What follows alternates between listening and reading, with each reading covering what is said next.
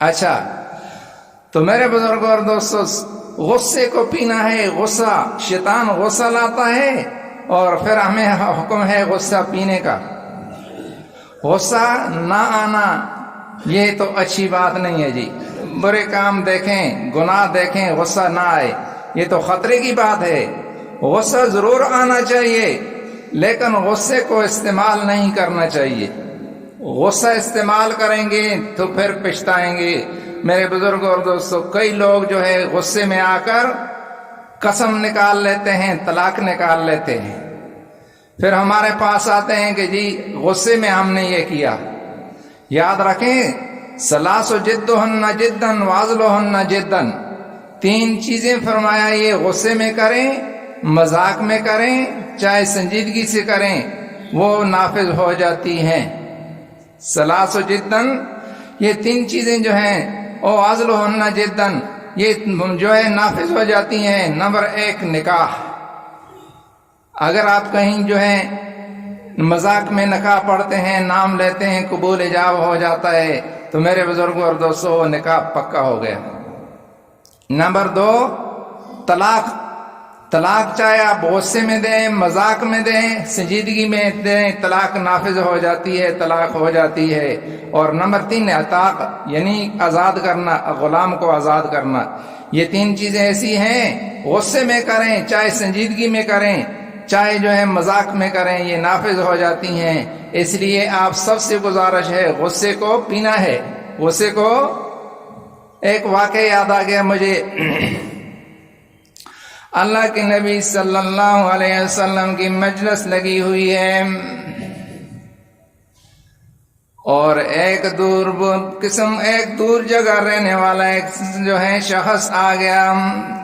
جیسے یہ مجلس ہے، باہر بھی جو ہے جگہ پر ہو، لوگوں کو کہتے ہیں مجھے راستہ دیا جائے، راستہ دیا جائے، راستہ دیا جائے۔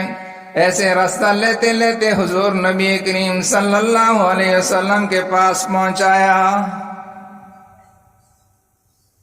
دعا سلام کے بعد کہنے لگا، اللہ کے نبی صلی اللہ علیہ وسلم مجھے کلمہ پڑھا دیجئے، مسلمان ہوتا ہوں، لا الہ الا اللہ محمد الرسول اللہ پڑھ لیا۔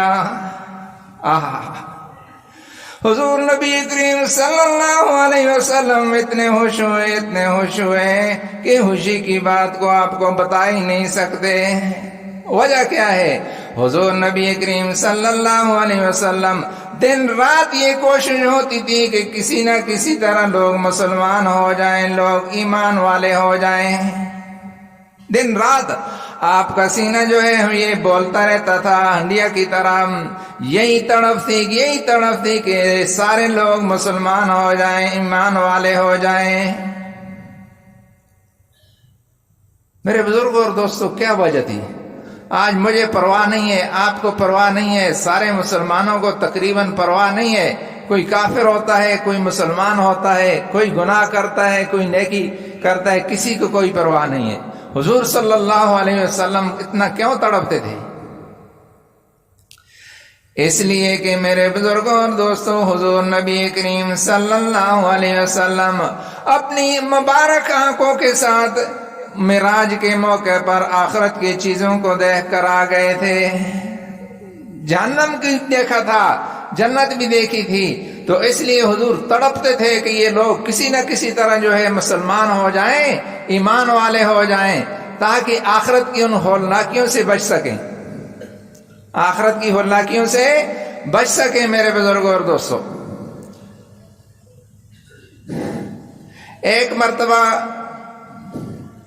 اللہ تبارک و تعالی نے ایک شخص کو فرشتوں سے کہا، جاؤ اس کو ایک جو ہے جنت کی جو ہے غریب آدمی تھا لیکن اچھی زندگی گزارنے والا، فرمایا جنت کا اس کو ایک غوطہ لے کر دے کر آ جاؤ۔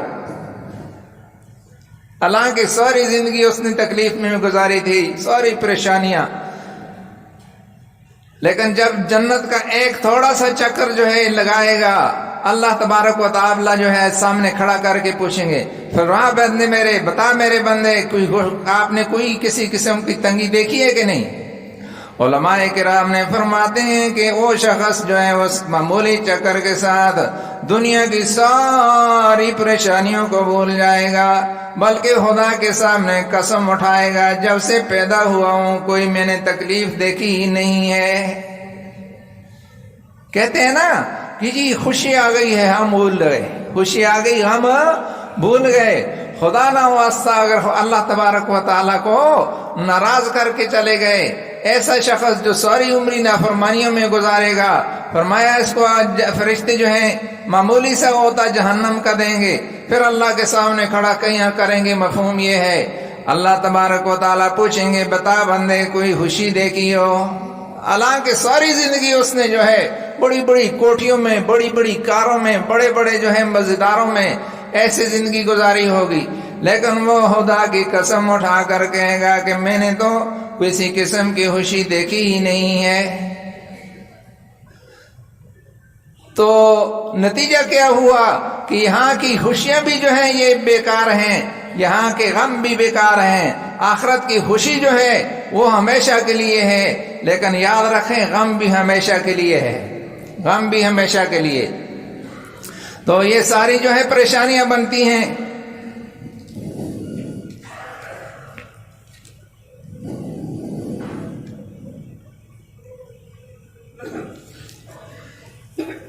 تو ساری پریشانی بنتی ہیں غصے سے۔